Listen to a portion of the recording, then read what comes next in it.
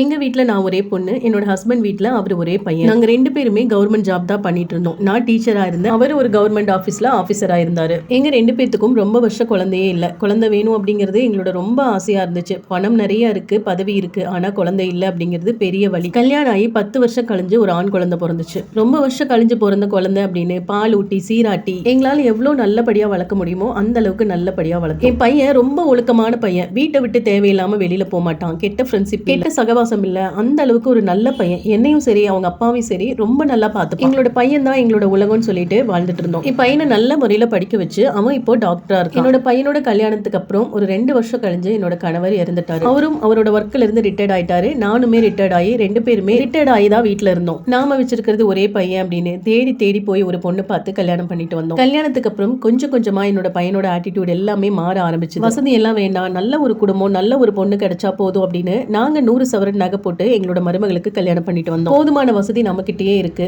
நமக்கு நல்ல ஒரு மருமகள் மட்டும் கிடைச்சா போதும் அப்படிங்கறதா எங்களோட ஆசையா இருந்துச்சு. எல்லார் மாமியார் மாதிரியும் நான் எல்லாம் கொடுமைப்படுத்துற மாமியாரே கிடையாது. ரொம்ப அன்பானவ. என் மருமகளை மனசாட்சிக்கு விரோதம் இல்லாம என் பையனை எப்படி பார்த்தனோ அந்த அளவுக்கு நல்லாவே பாத்துக்கிட்டேன் என்னோட மருமகளை நானு. அவளுமே வந்த புதுசுல அன்பா இருப்பா. அம்மா அப்பாங்கிற வார்த்தைக்கு மறு வார்த்தை பேச மாட்டா. அந்த அளவுக்கு ஒரு நல்ல பொண்ணாதான் அவ இருந்தா. சடனா அவளோட கேரக்டர் மாற ஆரம்பிச்சிருச்சு. என் வீட்டுல எல்லாத்துக்குமே ஆள் இருக்காங்க. சமைக்கிறதுக்கு, வீட்டு வேலை பாக்குறதுக்குன்னு எல்லாத்துக்குமே ஆள் இருக்காங்க. 3 வேளை சாப்பிட்டுட்டு நல்லா இருந்தா மட்டும். என் மருமகளோட பிறந்தவங்க 2 அக்காங்க. அவங்க வீட்டுல 3 பொண்ணுங்க. எப்பவுமே அவங்க வீட்லயே தான் இருப்பா. நம்ம வீட்டுல இருக்கவே மாட்டா. அப்படியே என் பையனுமே கிளினிக் முடிச்சுட்டு அவங்க வீட்டுக்கு போயிருவான். நான் இங்க தனி ஒரு வீட்டுல எப்பவுமே தனியா தான் இருப்பேன். இந்த விஷயத்துல என் மருமகளை நான் குறையே சொல்ல மாட்டேன். ஏன்னா மருமகள் அப்படிங்கிற ஒரு பொண்ணு நம்மள பார்க்கணும் அப்படின்னு எந்த அவசியமே கிடையாது. ஆனா பையனுக்கு பெத்தவங்களை பத்தி தெரியும், பெத்தவங்களை எப்படி பாத்துக்கணும்னு தெரியும். அப்படி இருந்துமே அவங்க இந்த மாதிரி பொறுப்பு இல்லாம நடக்கிறது என்னை பொறுத்த வரைக்கும் என் பையனை தான் நான் குறை சொல்லுவேன். ஒரு காலத்துல என்னையும் சரி அவங்க அப்பாவையும் சரி அவ்வளோ நல்லா பார்த்துக்கிட்ட பையன் தான் இன்னைக்கு இப்படி இருக்கான். என்ன என் மேல அவ்வளோ வெறுப்பு, என்ன என் மேல கோவம், என் மனசறிஞ்சு நான் யாருக்கும் எந்த துரோகமும் பண்ணவே இல்லை. கடைசி காலத்துல